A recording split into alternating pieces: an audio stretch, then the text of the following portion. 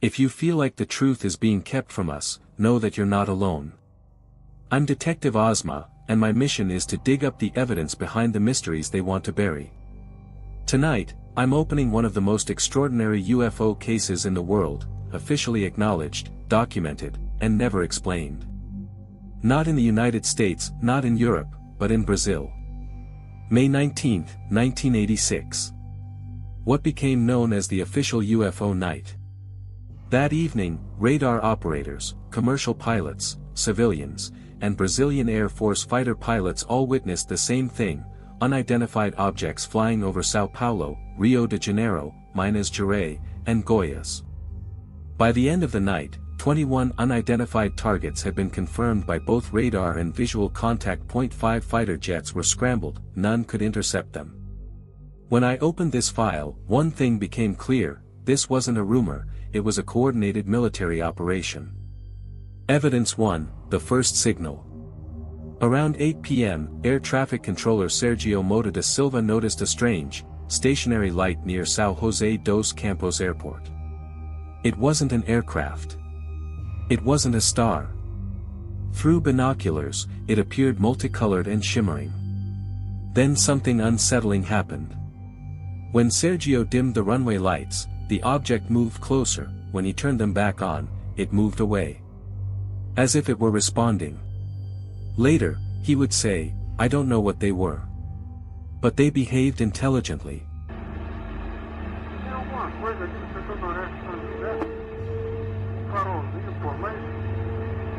O bicho tá parado. Quem sobe, quem desce, vai pra esquerda e pra direita. Tá paradinho lá. Tô olhando, não é estrela não. É um farol. Não dá pra distinguir nada, só o foquinho de luz. Tá alto. Agora subiu na bruma. Evidence 2, mass sightings and commercial pilots. At the same time, nearly 2,000 military personnel at the Air Force Specialist School in Guaratingueta watched strange lights maneuver in the sky. Elsewhere, the crew of a commercial Trans-Brazil flight reported an unidentified object over Minas Gerais. These weren't isolated witnesses. They were trained observers, spread across multiple states, all seeing the same phenomenon. Evidence 3, the Xingu aircraft incident. At 9:04 p.m., a military turboprop aircraft piloted by Osier Silva, then president of Embraer, was approaching São José dos Campos. Controllers asked if he saw anything unusual. He did. Bright red lights, like enormous stars, hovering ahead. Osiers attempted to approach one of them. His co-pilot panicked, warning that everyone who chases things like that disappears. The moment Osiers maneuvered closer, the object vanished. Instantly. Evidence 4, the fighter jet interceptions. By 10:30 p.m., the Brazilian Air Force was fully mobilized.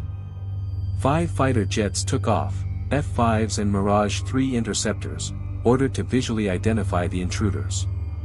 One pilot, Lieutenant Kleber Marinho, chased a glowing object that maintained a perfect distance, reacting to every maneuver. No matter how fast he flew, it stayed just out of reach, then shot away toward the ocean. Another pilot, Captain Armindo Viriato, locked his radar onto multiple targets.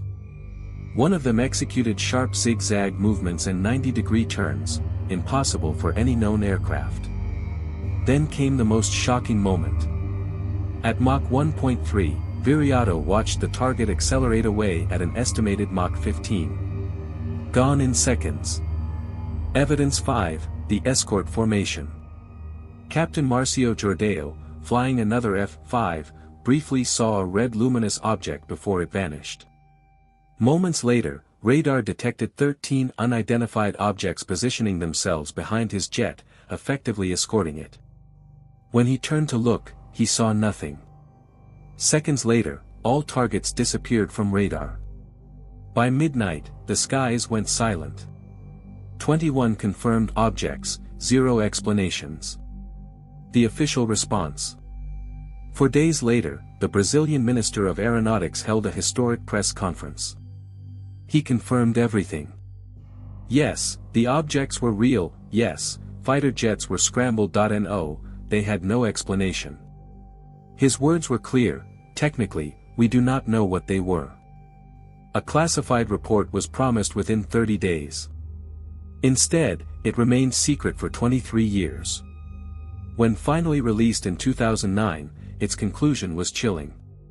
The objects were solid, they demonstrated intelligence, they controlled distance, flew in formation, and outperformed any known aircraft. And yet, they were never identified. Two paths, one question. As I turn the last pages of this file, two possibilities emerge. The first is the official uncertainty: unknown aerial phenomena, no hostile intent, no identifiable origin. Just technology beyond current understanding, or something we haven't learned to explain yet.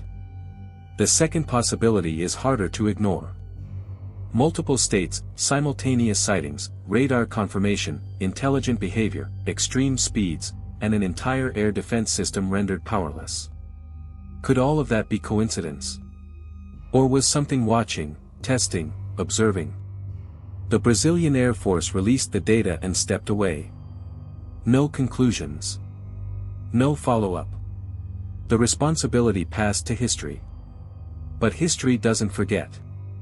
The official UFO night remains unsolved, one of the rare cases where a military force openly admitted, something was there, and we don't know what it was. I'm Detective Ozma, and I'll keep gathering every fragment, every voice, every piece of evidence they try to erase. Many stories get buried, but never forever. If you, or someone you know, has ever witnessed something unexplainable, leave your story in the comments. Or, if you'd rather stay anonymous, send it to the email pinned in the comments. Who knows, maybe the next file I open will be yours.